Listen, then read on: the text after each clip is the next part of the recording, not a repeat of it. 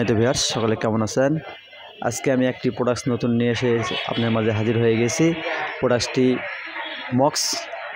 Mox MA02 pro. বর্তমান যুগে খুব জনপ্রিয় একটি TWS সাউন্ড কোয়ালিটি বলেন, আপনার চার্জ কোয়ালিটি বলেন, খুবই ভালো।